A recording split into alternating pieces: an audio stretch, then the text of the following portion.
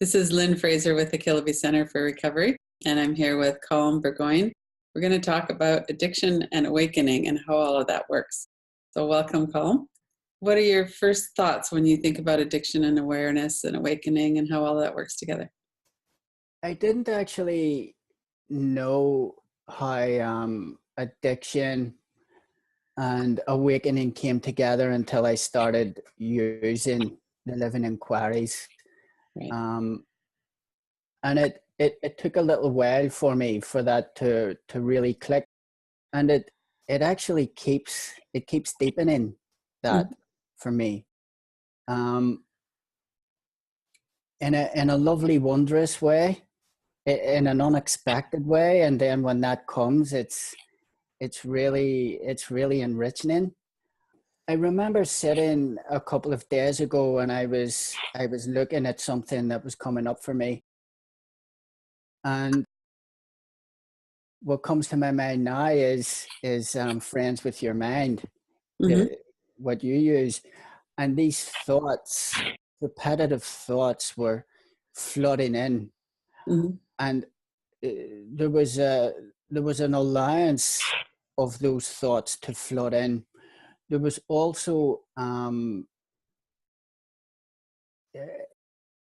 there was a realization that there was a wisdom with them, and it was clear to me that it was trying to communicate something, if it had the space to do that. So the space was there, and all this freedom started coming with these thoughts. The body started to relax. The inquiry started to flow in a really beautiful way. And experiences like that keep happening. And I can't make I can't make that happen. It happens of itself. So and that is awakening experiences for me. Right.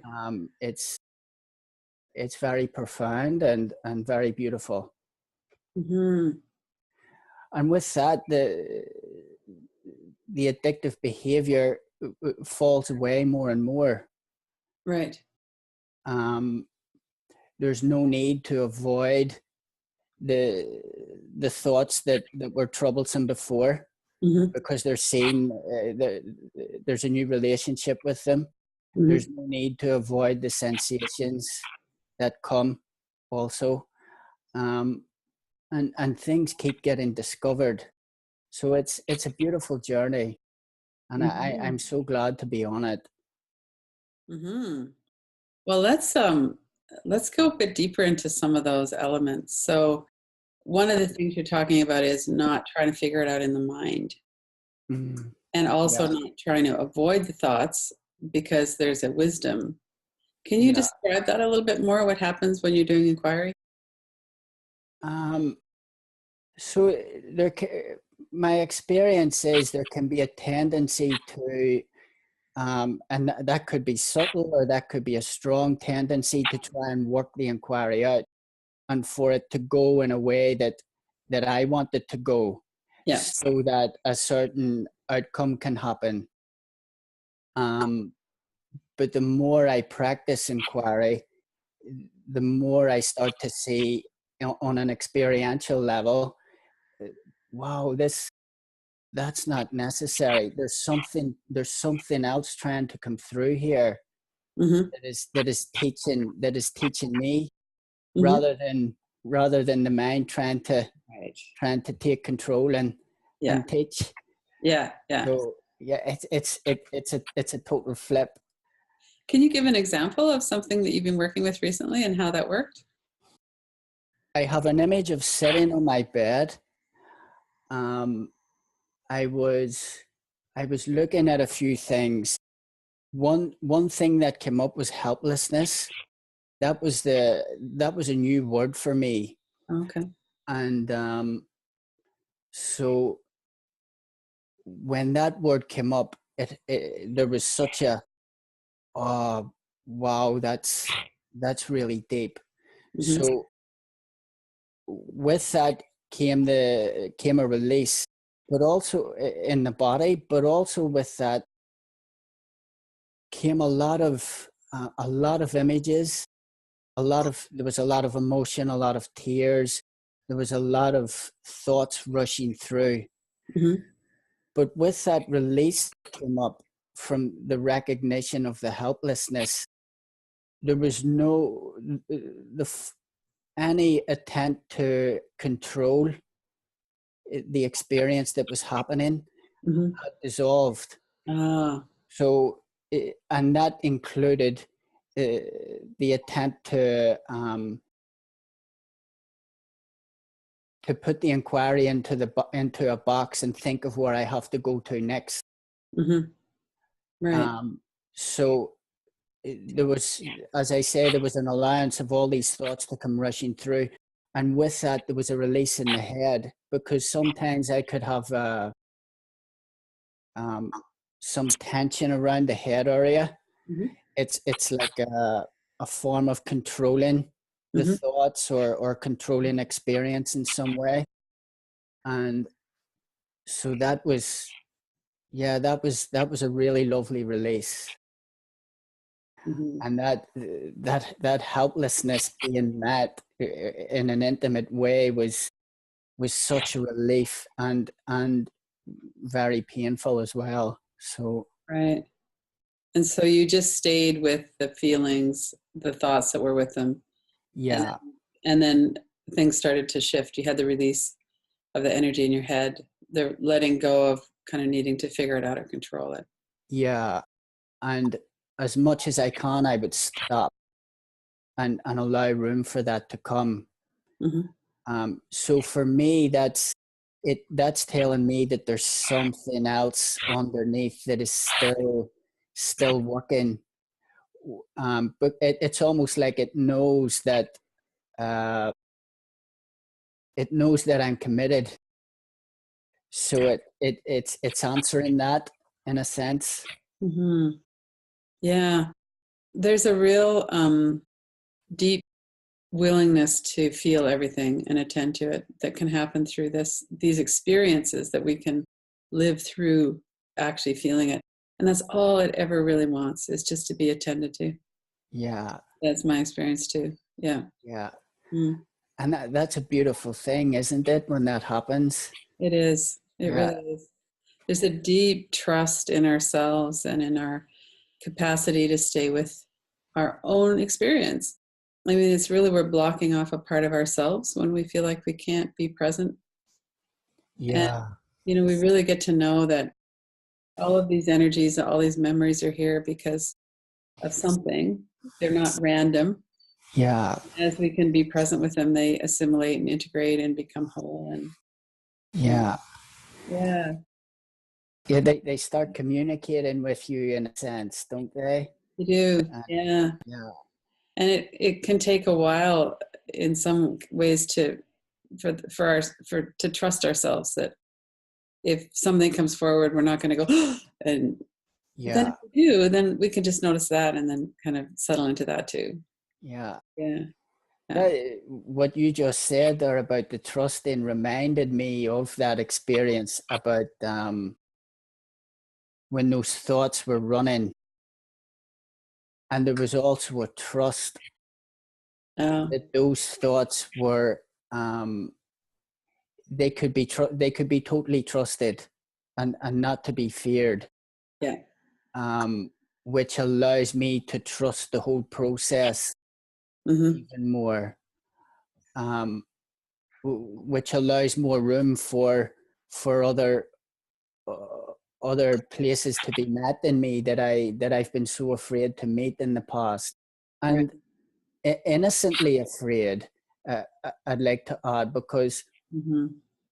it it wasn't my fault. Right. I just wasn't ready. Yes. Um, and that's an amazing, when I see that for myself, a lot of the shame falls away. Mm-hmm. Um, and I can meet other people in the exact same way without blame. Yeah. So Mm-hmm. It's quite simple how this process works. It's not easy, that's for sure. It takes Yeah. the right kind of tools and the right support and all of that. But it's really quite simple, this process of gradually increasing our capacity to stay with ourselves. Yeah. And as the shame reduces and releases, and as the fear in our body is seen and attended to and dissolves, then why don't you talk about your experience with that? Like, what's it like? You mentioned going through your day and touching into it at times. So what was your pattern before? I don't know what your addiction was, like how you would normally handle that, but what was your pattern before and now? How has that changed? Okay. So I was addicted to drugs and alcohol. And in my drinking days, my way of dealing with things was drink and drugs. Mm-hmm. So then I didn't have the use of the inquiries for quite a few years. I had other ways of dealing with it. I was on quite an intense spiritual search. Mm-hmm. And all I was being told was sit with it. I remember those words, sit with whatever's going on. Mm-hmm. And looking back on that now, for me, that was very harsh. Yeah. I was very harsh with myself. Okay. Um, I, I was so determined uh, for to be in a different place that I was willing to sit for hours and hours, Okay. without really knowing how to inquire in any way. And then I came across Scott. When I heard his way of doing things, I was a bit skeptical. Then I slowly became ready to learn the tools. It hasn't been easy, but it's been so worth it. Mm-hmm. The It has allowed an opening, and it has allowed me to be very specific Right. I about like that about his tools too. yeah, Yeah. very specific about the parts of me that I couldn't see. Mm-hmm. And I don't think I very possibly would be, I can't know this for sure, but I very possibly would be sitting in the same place, um, Mm-hmm. sitting in the same way, um, without those magnificent questions that allow me to drop into the body's experience. Right. Yeah. Um, I've been teaching meditation I've been practicing meditation for 20 years when I found Scott's work. And okay. I had never thought about thoughts being words and pictures.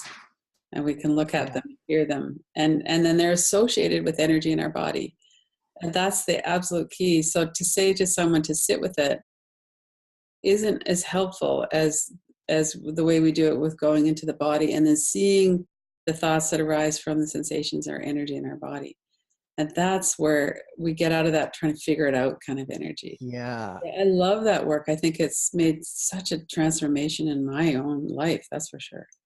And there's there's so much bypassing that happens Yeah, with just sitting with something, isn't there? there is. Yeah. Um, and listening to, and I don't think they're doing this intentionally, but listening to so much of the non-dual side of things, um, my interpretation of that was to reach a certain place. And in Right. trying to reach that certain place, I was missing the thoughts. I was missing the Mhm. energies Yeah. in the body in so many ways.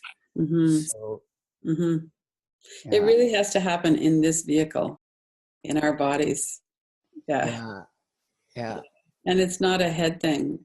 I mean, as Scott talks about head awakenings, it is an important um, foundation for many people when they can actually access unity, or that there's more than just our personal thoughts and lives. That is important, or it can be. And it can also definitely be used as an escape hatch. I don't like what's happening here. yeah. Okay.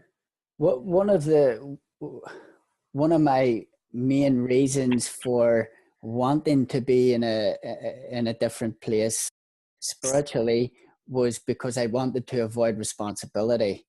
Ah. And using the inquiries was so much allowed me to start recognizing where I was avoiding responsibility in my life. Mm-hmm.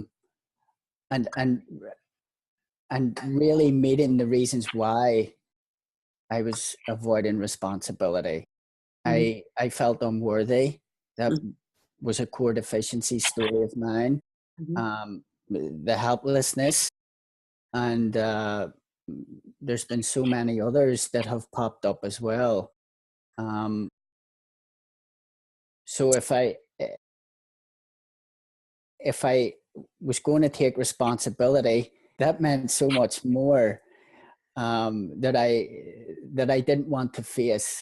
I wanted to skip responsibility, and I wanted to move into this floaty place, Right. where I didn't need to be responsible.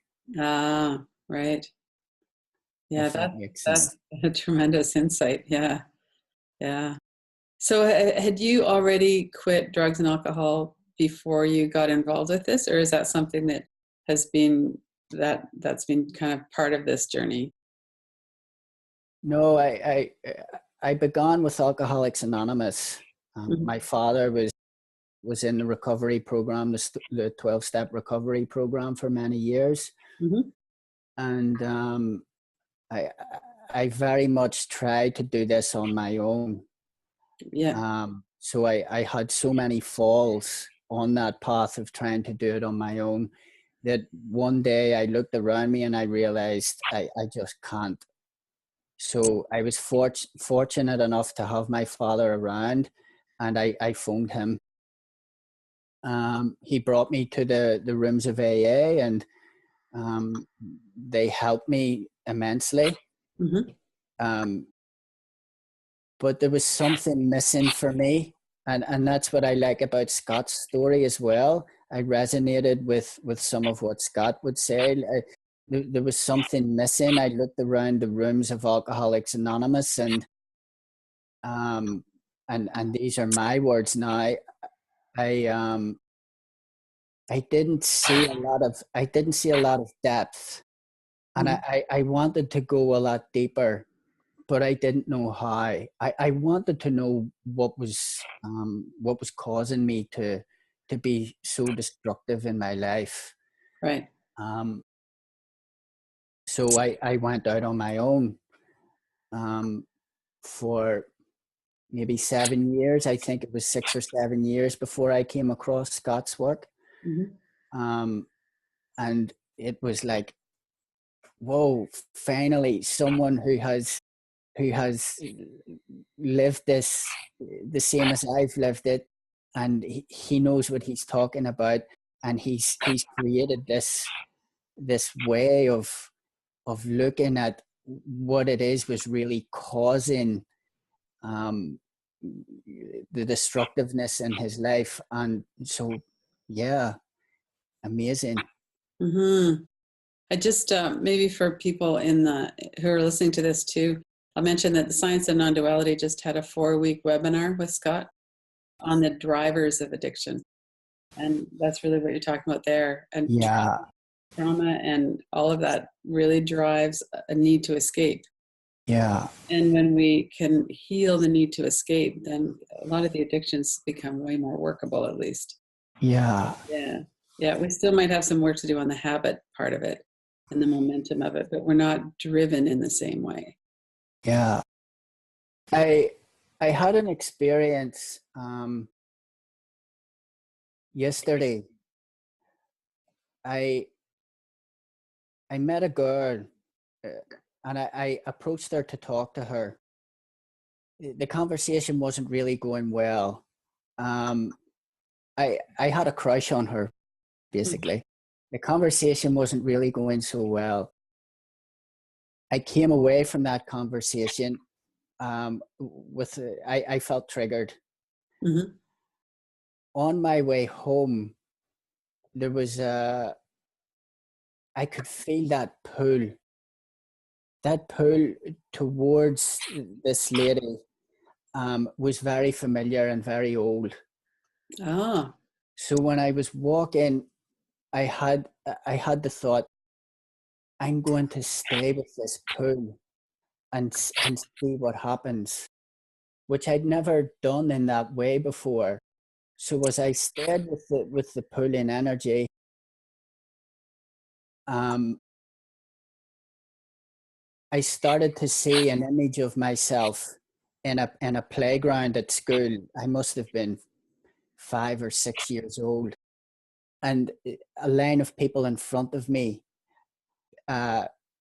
picking people out to play in the football match. Mm-hmm. I was one of the last, and I hadn't been picked.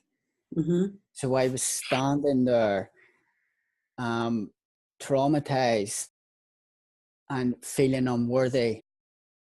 And so this pull was an escape to get out of that. I'd also seen images of my mother, Mm-hmm. and the pull not to be rejected. So that pattern was still running.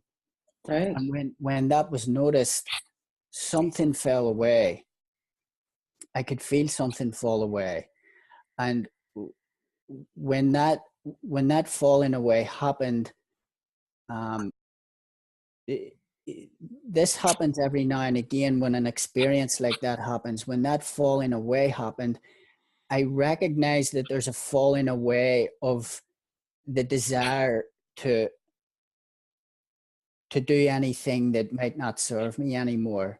Mm-hmm. And that could be anything. I could relate that to drugs, alcohol, going towards people who I don't have anything in common with, Mm-hmm. or to get into relationships that just would not work, Mm-hmm. basically. Right. Yeah. So that's an ongoing thing, and that's one of the reasons why I love the term living inquiries, because you live it. Mm-hmm.